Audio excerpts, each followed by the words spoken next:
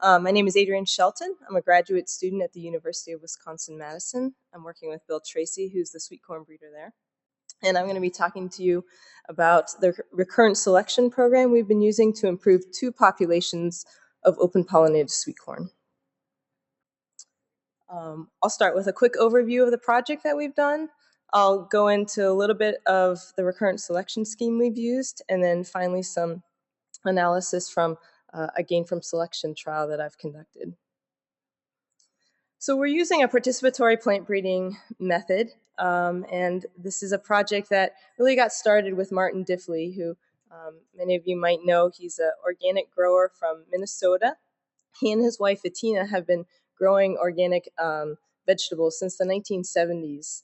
And Martin Diffley has been a real treat to work with because he really has this deep love of sweet corn that surpasses most people's love of the crop, which really makes it fun to work with him. And he was really interested in developing an open pollinated sweet corn variety. He had been growing hybrid sweet corn for years, but he wanted to have a little bit more control over the seed. And he met John Navazio, the breeder that you probably all know from Organic Seed Alliance. And John had gone to the University of Wisconsin, and so he knew that Bill was a sweet corn breeder at the university. And at that time, Jared Zystro was Bill's student. So that's how these four guys got together. I came in about a year later after Jared left UW and went on to work for Organic Seed Alliance, and I've been a part of this project since then.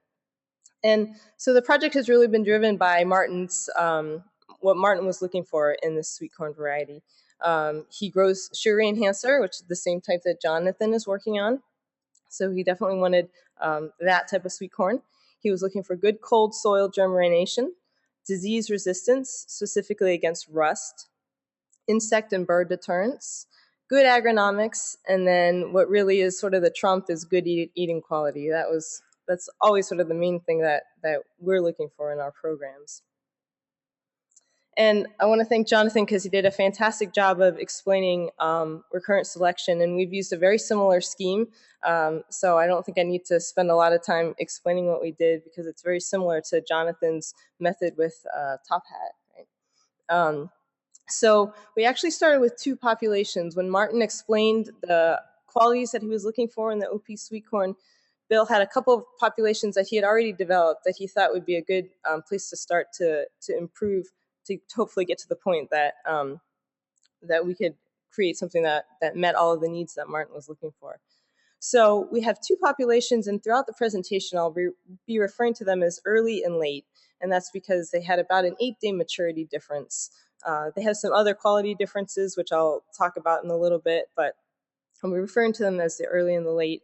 And we did a recurrent selection scheme where we started with each population. We planted them up at Martin's farm in Minnesota, just exactly like Jonathan did with his 10-foot rows. We had individual ear rows that we planted. We went through and we evaluated for all the qualities that Martin was looking for. We bite tested every row to see if it met what we were looking for in flavor and texture. And then we selected the top 10% from both populations. So that was about 10 to 12 rows from each population. And then I had recurrence or remnant seed that I had kept from those ear rows. So I went back to the remnant seed, picked out the ones that we had selected, and then we were able to send them to a winter nursery in South America. And this was a nice advantage of working with Bill Tracy, who has some great connections with some growers down in South America. And so we were able to then recombine that remnant seed in a winter nursery so that the following spring, we were actually able to plant the next cycle up in Minnesota. And that was just a way to sort of speed up the process. So we started in 2008 with cycle 0, and then by 2012, we were at cycle 4, and we'd been doing this every year, advancing both of these two populations. But all along, we had sort of been paying attention to the early population. It seemed to have a little bit better eating quality, and it seemed like this was the one that was going to be what we were going to eventually release. We had a good wake-up call in 2012. We went out to the field to evaluate the two populations as we had been doing, and a windstorm had come through a couple days before. And the early population was entirely flat on the ground, and the late population was still standing strong. So we thought, maybe we should switch our emphasis and pay a little bit more attention to this late population. So we went through and we did this evaluations as we had done every summer. And we were also really excited to find that the taste of that late population was really quite good. So we thought, all right, maybe this is the population we should think about releasing first. So this past summer, we did a little bit of a different process. Instead of planting those ear rows, we wanted to look at the population as a bulk because we'd really been focusing on these individual rows. So instead, I planted a bulk of a 1/4 acre of just that late population because we wanted to see, when we look at it, it's going to be variable because it's an open pollinated population, but is it too variable? Is there enough uniformity that we think farmers would be happy with growing this crop? When we looked at it, we were happy with the way it looked, but then of course, again, we still wanted to make sure that quality was there. So we went in and we randomly selected 200 ears from the population. There's 3 of us working at it this summer. We pulled those 200 ears out and we said, we're going to bite test each ear and we're going to answer one question. When I take a bite of this ear of corn, do I want to keep eating that ear or do I want to spit it out? And so we made 2 piles as we were going through. And to the yes, I want to keep eating this ear, but of course we didn't keep eating it because we had 200 ears to go through. Or no, this is not something I want to eat. And we had set as a benchmark, we wanted 75% of those ears to be in that good population, or in that good pile, if we were going to think about releasing it. And we were really excited to find that 84% landed in the good pile. And so now, starting this fall, continuing now, we're working on the process of releasing the variety. But in addition to that, I'm a graduate student. I needed some quantitative data to put into my thesis. So I also did an experiment in Wisconsin looking at these cycles that we had been selecting for both populations to try to quantify, have we really made the improvements that we've been trying to make? So we used 2 environments, Madison and Arlington, Wisconsin, which are research stations, part of the university. We used their organic land. I evaluated all of these cycles over 2 years, and I was looking at, again, the very same things that we've been selecting for up in Minnesota. And I'm going to go through just a few of the results because there's a bunch of different stuff that I evaluated, but just some of the more interesting results. One is that we weren't particularly selecting for some of the agronomic traits. We were looking for good agronomics, of course, but we weren't looking to, say, improve the plant height or try to get the ear at a certain level. So it was interesting to see that we had actually made some changes to some of these traits. So I'm going to go through a series of line graphs, and in all of the line graphs, the solid line is the late population, and the dashed line is the early population. So you can see with plant height, and I should say on the bottom are each of the cycles. Starting on the left is cycle 0, our original population, going to cycle 5, our latest cycle of selection. So you can see we've increased the plant height, especially for the late population.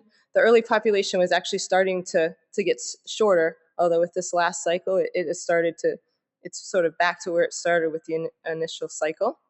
Interestingly, we weren't trying to change the maturity at all, but we have really changed the early population has continued to get earlier. Growing degree days is another way of thinking of heat units. So the early population is actually getting earlier. The late population was trending towards getting later, although that also has come down in this last cycle. Another selection criteria that we were using, which Jonathan mentioned, was ear husk protection. And again, that was a way to deter the corn earworm that can bore in through the silks. And if you have a nice, good husk around that ear, that helps to deter that, as well as deter birds from coming in and pecking in on the ear. So that was something that was really important. We were rating that as we went along, and I'm using, again, a rating scale. I also used a 1 to 5 rating, like Jonathan, 5 being the best, 1 being the worst. And the ear husk protection, you can see, tended to, especially with the late population, that has a slight downward trend, but not significantly. The same with the early. But one of the things that you have to be really careful for when you're selecting for ear husk protection is that you can end up with this great thick ear husk, but that's because you've been selecting for real small ears. So you have this tiny ear and then all this husk. So I was really happy to say that we've actually increased the length of the ear, especially in the late population, and haven't really significantly changed it with the early population. Then again, flavor and texture, which are really important to us. Flavor is really a measure of the sweetness. The early population, as I mentioned, started with a really good flavor, and that we have somewhat increased. The late population, as you can see, started a little bit lower than the early population, but now at the 5th cycle, I was really happy to see that it has increased, and it's to the same level as the early population. The texture, which is sort of the feel of it when you bite into that ear, we were really looking for a nice creamy texture. And that was something that we started with a really good population. And this is something that I've heard a couple of times throughout the day already. And I think it's a really important point, is that when you're trying to breed a new variety, you really want to start with the best germplasm available. And one of the nice things about these populations that Bill had developed, the texture was really great from the start. And so we've increased it slightly, but it was always good to begin with, which has really helped, I think, with the quality of these populations. And then finally, the rust resistance and the cold germination. This was a little bit trickier because we really had to depend on natural selection to get the pressures to make these selections. And for the rust resistance, you can see that, especially with the late population, has started to decline. And I think that's really a function of the last couple of years, especially 2012. We had a really, really hot summer. It was a drought year. And so we just didn't have any rust to select against. Fortunately, we've been all along comparing these varieties to a commercial hybrid that Martin has used for years and sort of considers his workhorse. And so we're still doing better than the commercial variety, which is that dotted line at the bottom of the graph. But that's something certainly that I think we can continue to improve upon. And the same holds true for the cold germination. The dotted line is our commercial check. We've started to decrease that. And again, we've had these springs where it's been really cold, and then all of a sudden it's gotten really hot. So we've been having to plant these populations in much higher soil temperatures than we would like to really get a good evaluation of this. So again, that's something that we're hoping to improve upon, but we're still happy with what we've seen. The germination is still acceptable, just not off the charts. And so just to quickly wrap up, we are going forward with releasing this late population, and we're hoping it'll be commercially available in 2015. We have a couple other cool projects that are happening with these populations that Tessa Peters, who is another graduate student with Bill Tracy, is taking on, and she's got a great poster outside that I would encourage you guys to check out during the poster section and ask her more about it. But we're doing some top crosses with that early population because we really want to get the agronomics up there. It fits a really important maturity window, so we really want to get a good early OPSE out there.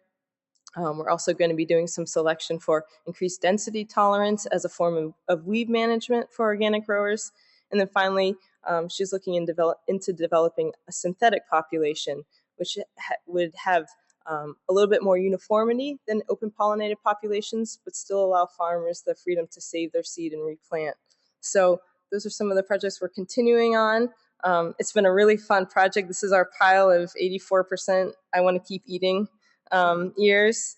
And I just want to finally mention all the different folks that have funded this project. It definitely has been an effort that we couldn't have done without all these funders. So thank you, and I think we're all done.